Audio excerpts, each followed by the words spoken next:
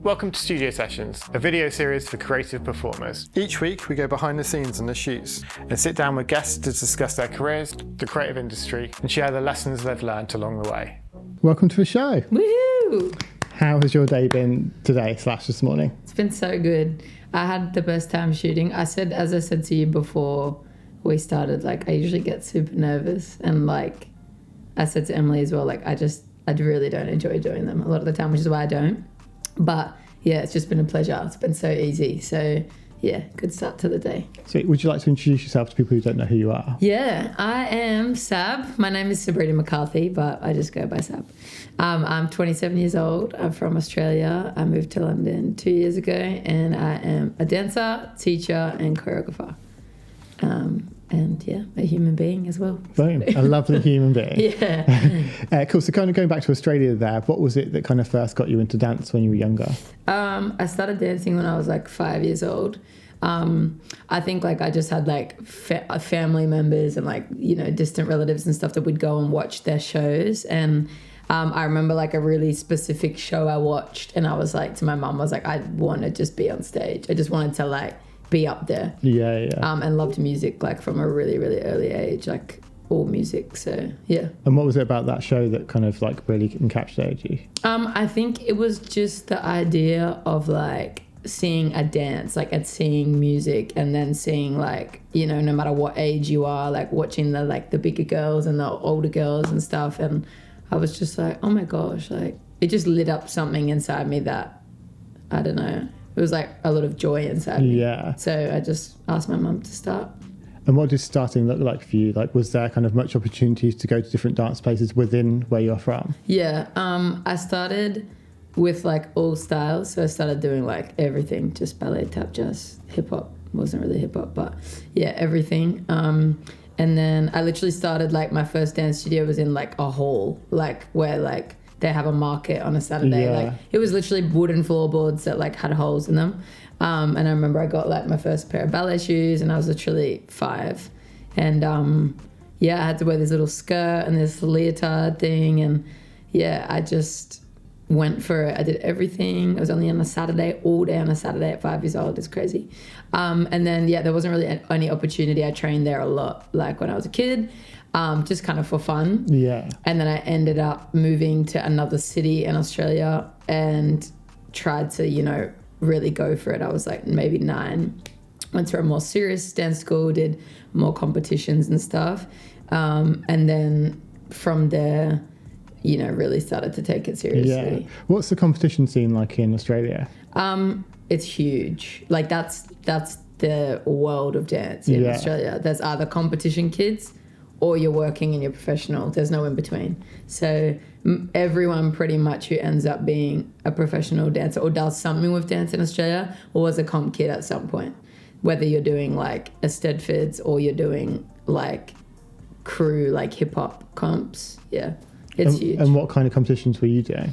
I did all of the jazz shoe type competitions, but they were huge. They were state, international, they were massive. And then I did crew comps as well, where from 16 I would travel around the world, actually to America a lot to compete with a hip hop crew I was with. So yeah, they were contrasting but really cool. Yeah. How does it feel being 16 and having an opportunity to go to different countries to see different things all through dance? Yeah, it was major. I remember just, me and my mom and stuff, we would save up. I started teaching when I was 13. So when I started teaching, I started saving all of my money for external training I would do or for travel. And it was just huge. From such a young age, I was meeting kids from Canada, Japan, China, Zimbabwe, at these massive comps in Vegas. And I was just blown away that then I would be on my Instagram and I'd have friends in all these countries. It's not normal for a kid at 16, back then anyway. So yeah, it was crazy and just opened my eyes. I was oh, you got to be really good to do anything with this. Through doing that, what did you learn about yourself in terms of work ethic and things like that? I think ever since I was a kid, I found school really hard. Like I really struggled at school. I was so happy to be there, but it was really hard for me. Like my brain wasn't academic in that way. And I think I was really scared that like, I just had to really work hard for my future basically, and to be able to, you know, make enough money and like get somewhere with it. And dance was the thing for me that was the easiest for me to be like, to work hard in, if that makes sense. I was like, that's easy. If I have to be up all night, all day, that's easy for me because I love it. So, you know, it was like this, but yeah. And also my teachers, like Australia, one thing in my country is like work ethic is instilled in all of us. I don't know one person at home who didn't work hard in dance. Even if no matter how good you were, the best, you were the worst, whatever, you weren't getting anywhere you were. Like it's just bred into us. It's the culture. And even if like there's not a reward at the end, it's just really in your training. It's like, I think because we're so far away, like, you know, we're always just like striving. So it's just kind of there. Yeah. And if you continue that mindset into your career now? Yeah, 100%. It's still there. And me and like, even my friends who have moved here, I think as well, like we don't, because there's no finish line in all of this. There's just a continual post that we always keep moving as you move. And I'll look at all my friends here, you know, Blake, Siobhan, like Hannah, like Ash, all of us who have come from afar, and we just head down, Taylor. Like we just keep it stepping. We don't really put our head up to be like, oh, you know, we'll give each other a pat on the back, but we just keep it stepping. I love the idea of no finish line. Yeah, I feel like isn't. Yeah, I think like for a creative career, that's kind of how you need to view it. Like there's no end. Yeah. You're going to be doing this forever. Yeah. So what does that look like, and how can you? As soon as there's not just I have to hit this goal, it's like there's no end. So you can just keep going and keep working, keep improving and keep growing. So moving on to the first look from today, what was that and what made you bring that? The first look from today, we did the fluffy, the furry outfit, the snow outfit. Yeah, crazy. I think like, I said to Emily, who's a stylist, like I don't wear a lot of clothes like that. Like, well, I just actually don't, period. Unless it's like I need to if it's for work or something. I literally don't. It doesn't bother me. Like put a skirt, whatever I have to wear. Don't care. But I think I just wanted to do something different because a lot of the shoots I've done before are very like, I'll wear something because I think I should wear it, or like I just keep it really simple because I'm like, oh, it's just for a headshot or it's this. But this time I was like, I just want to wear something that I enjoy and that's cool and that I wouldn't wear every day, and that I look at it and I'm like, oh, like that was a nice character or a moment. Yes. Work. What's that? I don't know what that is, but fuck it up. So kind of moving back to your career there. So what does it look like in terms of like, you've gone from competing to, do you kind of then go into like professional training? I used to compete a lot, and then the kind of short journey of it all, I used to compete a lot, and then I got to a point where I would also then start to use my money to travel and train, right? So I started to go to New Zealand. I used to go to like the Palace, like Royal Family area a lot. I used to train there. That was when Paris was still there. So I'd go to all their intensives. I would pay money. I would go to a convention in America called the Pulse. And I would just train. So this is the point when I'm like, I was doing the New Zealand trip for a while, but then I was like 17 and I was like, okay. So to be honest, like I didn't start doing any like professional paid like dance work until I was 19, 20. And then all leading up to that, everything was just funded. I was obviously teaching since I was 12, 13. So I was getting paid for that. But as an actual dancer, I didn't start making money from it till like that age. And at that point, I moved to Sydney. So I moved to a different state, a different city. And that's where like the industry more is there. It's where the TV shows are filmed. It's like if an artist comes, they do a Sydney show. And what's your advice for someone looking to get into teaching? Do it for the teaching. Don't do it for... a light being shown on you, or like attention, or to teach your steps, or you got to be in it for the long haul. I think you have to be prepared for a lot if you really want to take it there, because it's a really huge responsibility. And I know a lot of people just say that, but it like really, really, really is. You know, I have relationships with students that I've taught since they were 6 and now they're 16. And I taught them since I was young, and now they're like my little sisters or my little brother. And like, I've played such a role in their life that is like a mentor, a big sister, sometimes a mum. When I got my license, I drive them everywhere. Like, it's a really huge thing, but also like you're shaping someone's future. You're shaping how their brain works about dance, what they tell themselves. Like, it's a really big responsibility if you have those specific relationships. But it falls into everything. If you're going to teach at a studio, if you're going to teach at a training program, if you're going to teach at a camp, you don't really get to the camp level if you've not had those experiences anyway. But I think, just take it seriously. Take it really seriously, because there's a lot more to it. And, you know, it's a very big honor and a very big responsibility, because you're also shaping dance. Yeah. It's huge. And make sure you're in line with yourself, and not saying you can't be insecure, but like, I think it's really easy for people to like step into a classroom and be like, this person gave me weird energy. And I'm like, why are you thinking about that? Like, you're there for everyone, and it's not a personal thing. You're just there to go in, do your job. You're there to educate people. You're there to correct people. You're there to give your experience and your knowledge. And then that's up to them what they do with that when they leave. So moving on to a second look from today, what was that and what made you bring that? Second look was a little, what was it? A singlet. Sorry, you call it a vest. A vest top and some jeans. That one's just super chill. I feel like as a dancer, you always need just like something that's really simple. That is more just about showing your face and your hair and your arms, and kind of a little more about like your shape of your body.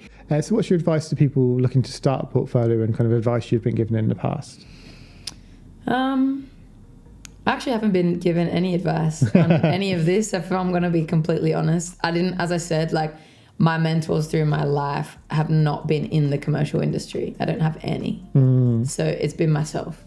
And watching things and being like, okay, I should probably do that. And then I've made some mistakes, or I paid a lot of money for a shoot and I hated it, and I hated what I was wearing, and they never went anywhere. And I was like, I just spent $1,000 Australian.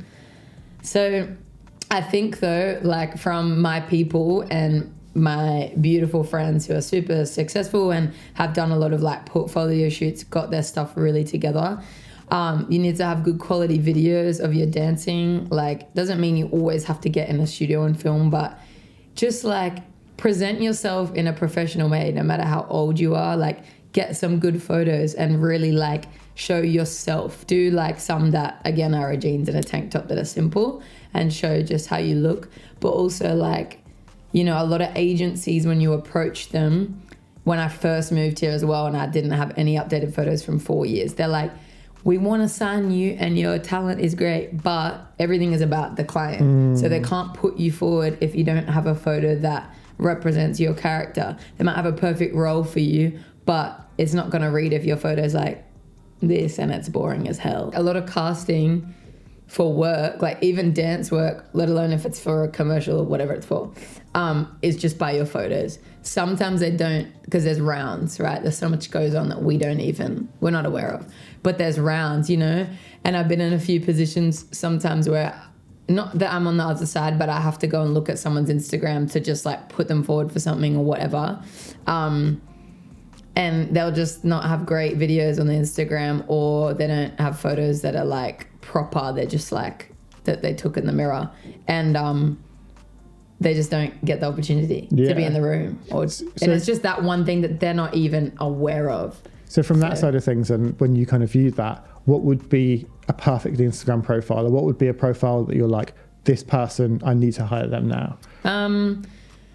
I think, you know, something that actually shows like you now, obviously. Like, I'm not great for that, I won't lie, because I like go in and out of when they're on my profile. I'll pin things and then I'll unpin them when I know someone's looking at it or whatever. But I think like if you're in a position where you want to be hired for something and they're looking at your page, just have like some versatile videos on your page, actually have yourself dancing. And then, yeah, just like a few good photos of like your face and your style. I think the idea of selective pinning is fantastic. It's genius. Because it's like... It's right there, free, boom. But also, like, if you know you're casting for a certain thing at the time, make sure that that's at the top of your thing. If you do 3 different styles and you know you're casting for this kind of job with that kind of style, pin those kind of things to the top. Yeah. I think it's really And great. so many of us, like, we were on a job, what was that, a month ago? And there was a simultaneous casting. I wasn't a part of it, but it was going on at the same time. And I remember one day we were all sitting there cracking up because... like we were all like a million of us in this room and everyone was just on their phones on a break. And I see all of us like putting on their stories like this specific artist and this specific video from a class. And I was like, what the hell is going on? And they were like, oh, we're all being submitted for this specific singer. And I was like, genius. And then they just go, you pin, it's there for 5 days, you get the job, you don't, you unpin, you start again. But you got to just like... It's not playing a game. You just have to like be smart. Like it's just like popping your CV out there or like your face and then popping away. Yeah. So on to the third look from today. What was that and what made you bring that? I actually saw the outfit on Emily's TikTok and I was like, shit. I was like, I resonate with that. I think it was very me, like something I would wear to like dinner with my friends if I was like wearing a nice outfit. I love wearing hats. I love wearing jeans. I love jackets. I love very baggy clothing. If you know me, I just live in baggy clothes. So I just wanted to be comfortable, something that I can be comfy in. And also like, that's when I feel my most confident is like, you know, if I have like my clothes on that I feel good and my hat. So yeah, just wanted to wear something comfy. Sick. How would you define your dance style and how have you kind of developed that over time to make what you are now? I think it's an accumulation of like my life as a human being as well, because it trickles into the music I love to listen to. There's so many artists and like things that when I hear, I'm like it hits something like in my back and I'm like, I need to choreograph to that. I need to dance to that. And through time, obviously through my teachers, like I had a lot of mentors and different teachers that I took class from all the time. I would travel to take from them. And a lot of my skill has come from them, like my control, my like the cleanliness, the heaviness, the energy, the whatever it is, the smoothness, like I don't know, all the texture in dance has come from their skills I've taken on, and then obviously it matched to my body, but also just my life as a person. Yeah, and for someone like looking to develop or kind of craft their own style, what would your advice be there? Again, the same as like the stuff going back to what we said before is like lean into what feels good to you, the music you love, the movement you love, even if it's weird and like no one is doing it or like you want to experiment, like keep going. It always is gonna level you up. And I think like something I used to do a little more when I was younger was like not copy, but I would like imitate a little like what I saw because I was enthralled by it and I was like, wow, like I want to dance like that. But I think get out of that space, take the energy and go learn from the person that inspires you, but then take it and adapt it to like yourself, not to them, because there's a lot of copying going on, a lot, and I'm just like, it's scary. So yeah, stay true to yourself. I feel like the idea of being weird, I feel like is super important for a creative. I feel like to give yourself time to just play, to just be different, because it's like you can go the route of I'm just going to copy, but then nothing new ever happens. Yeah. And it's through the weird experimentation that a new style starts to form, your unique style starts to form, like something that people haven't seen before. I feel like as soon as you can provide something that people are like, What's that? Makes people like, oh. Yeah, then people notice you. Because I remember when I moved here, actually, like whenever it was 2 and a bit years ago, and I had 5 people in my class at bass, literally 5 people, and I was like so nervous. I wasn't going to teach when I moved here. I was like, I just want to dance, but I was like, why would I not do something that I love? You know, I was like, it'll work out. As well. Yeah, I was like, it'll work out. I'll do both at some point. Anyways, it's started working out, so that's fine. But yeah, I remember people were really intrigued because obviously like I was from somewhere else, but also how I dance. Not that it wasn't a thing here. I didn't start it, but it like to see a girl in a hat and massive baggy clothes who danced how I dance with the energy that I dance in was not floating about at the time. It wasn't on offer. It wasn't there for any girls who felt the same and like resonated with that. It wasn't currently existing. So I think a lot of people, and even men, like people were just like, oh my God, like I want to dance to that music. No one's teaching to that music here. Obviously it comes with the choreography. But so I think people were really interested in that and took to it. And obviously now it's completely different. My whole life has changed. But that was like, a good thing that I had that I didn't realize was like great. But yeah, it helped me a lot. And how did you go from having 5 people in the class to selling out? I remember my first class I sold out at bass and I was like, and it was in like one of the smaller rooms. It was in like a stair, which I think holds like 40 people. And I was on the app. You can see if you're a teacher, you can see how many people. Yeah. And I went on one day and I was like, it was probably like 3 months and 2 months to me living here and doing the slot. And I was like having my morning coffee and I was like, oh my God, it's sold out. And I was like, is that real?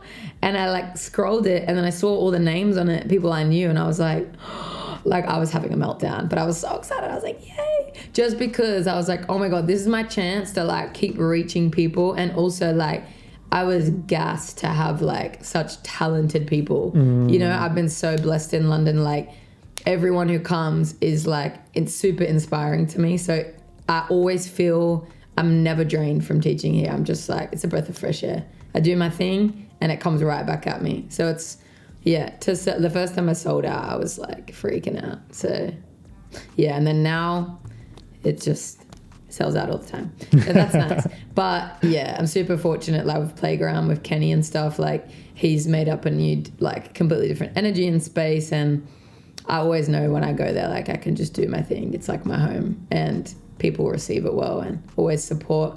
I'm just grateful for the support. So, yeah. And how important is kind of community to you as a dancer? Because I feel like it seems like you've kind of found your people, you've kind of found your space, and it feels like everything's kind of like flourishing from there. Yeah, I think it's everything. I think community and industry, very different things. Like they kind of coincide, but you know, to be honest, I feel even like in the like more industry spaces here or people who are floating in and out, I feel a lot in London. I feel so like, I was really nervous when I first moved here and I didn't have any friends, but I feel connected with a lot of people here now in all bags, in like people who run events, people who teach, people who do this job, people who are choreographing, agents. I feel really like kind of calm in it all now. And community is like really important because it's support at the end of the day. That's what it is. It's like I go to your class, you come to my class, you need me for a submission that is not paid. I'll be there because I want to be, because I love what you do. It's everything. It's collaboration. Like even Emily was styling today, like that's community too. It's all like people, students I've met through that I teach who end up helping me out one day. Like, yeah, it's everything. So as someone coming to the country with no friends, as you said, who, as you said before, you can be quite shy, how does that work in terms of, like, what's your advice on kind of someone looking to kind of build friendships, kind of moving into a space, moving to a big city that they don't know anyone? What's your advice to someone there? Yeah, I think you just really got to, like, as I said to you guys when I first started the shoot, you really have to just go for it because, you know, you've like risked so much. I left my whole career. I left good money. I have my own house. my comfortable apartment, my best friends. Like, I was so happy. I was really, like, my heart was happy. My work, I was like, I need to be pushed. I need to dive.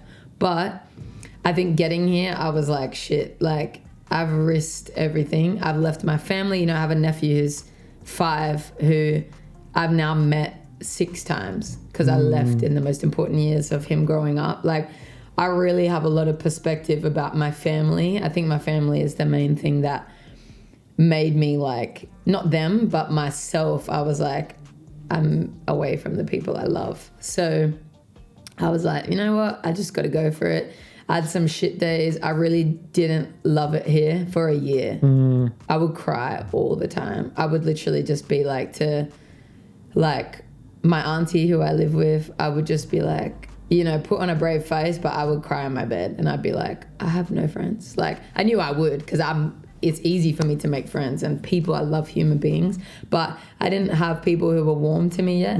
But people were really receptive here eventually. Like, I would end up being like, after class, like, I'd go for a drink and I would be like, okay, I'll go get food this time. And whether it came or not across or not, I was really nervous because I was nervous. I get mad nervous in those situations. But yeah, and then I ended up just like being super blessed and stumbling across like really beautiful people. And then my Aussies moved here too. And then, you know, they were like, come. And I'd go. And then, yeah, it was chill. But yeah, I feel really welcomed in now. But it took time for sure. I was really struggling for a good year. I really was like, I don't know if I want to be here. And for someone who might be in the same situation now, feeling exactly the same, maybe they're 6 months into that year, what would your advice be to that person? Just keep going. I think in order for you to grow in life, like, you really have to, there's different types of people on the earth, but I think, you know, some people do turn around and they do go home, which is perfectly fine if that's where you resonate with. But I think when you're in the pit of like uncomfortability, something is always going to change. You're never going to just stay there. Like, I think if you're in a wrong environment, like, it's going to suck and things will, you know, your health might decline. That's your indicator. But for me, I was just uncomfortable. That's all it was. And I was like, I remember when I moved to Sydney when I was 20, and that was uncomfortable. And I also hated that for a year, and I hated my apartment, and I was like, ugh. Made great money. That was the only thing that I liked. And I lived with my 2 best friends.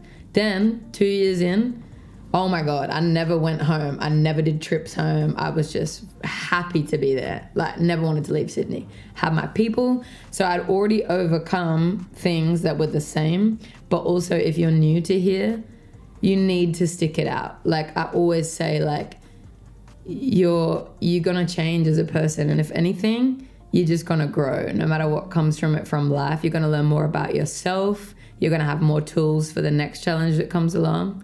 But you're always going to surprise yourself as well. And you're always going to get a reward. You know, the universe doesn't F you over and like not give you anything. So yeah, just stick it out. And you might, as we were talking about, you might want to leave at 6 months, but your prize is at the end of the 7th month and you've pulled yourself away from what was there. So just keep going. Yeah, I feel like sometimes what you're looking for is just so close. Yeah. And so many people give up a step before that happens. So moving on to the final look from today, what was that, or what made you bring that? Final look was the coat and the beanie and the all grey. And this was insane. The boots, yeah, it was fire. Oh, so good. Yeah, I think like I love that whole look with the coats because it's just so, firstly, it's just fire. But secondly, again, it's the baggy energy. It's very like... And it's like that taken to like... Very dominant. Yeah, it's a very dominant like thing to wear, I think. So with lots of layers. And for me, like I love wearing clothes like that feel like just float about. They're like mad baggy and they're just, yeah, kind of like there's a presence about them. Thank you. You're the best. Thank you. Thank you so much. Appreciate it. I said I hate them, but yeah, that's been a pleasure. Thank you. Thank you. Superstar. Thank you. What do you think your 5-year-old ballet version of yourself would think of you now? She would die. She would be like, wow. And it's so mad because like I remember like there's so many photos of me like as a kid when I was in like, I used to love like fairy, like so random to now, like look at me now. But I used to wear this little fairy costume and I loved it with this little leotard. And I had these little golden like locks, this hair. And I just was like this shy little baby girl, like little kid. And yeah, it was just like such a safe space for me. Like dancing was like my safe space. So I think now I would like, if I was looking at that now, like when I used to watch people on stage, I'd just be super proud because it was like always something that I was never the best at my studio. I was never the one who was like, I was at the front, but I wasn't the center. I was always like off. Like I was never the girl. I was just always good. So yeah, I had to beat a lot to get here and I'm still beating a lot to keep going. Like it's a continual journey. But I think I would just be like really proud of like perseverance and like not giving up because there's been so many moments. But yeah. Boom. Thank you so much for this. It's been very fun. Thank you. Oh, yes! Hey. Smashed it. Thank you so much for watching. If you liked this episode, please share it. If you want to see more of these, click subscribe. And if you've got any questions or anything you want to ask, just drop them in the comments below. See you in the next session.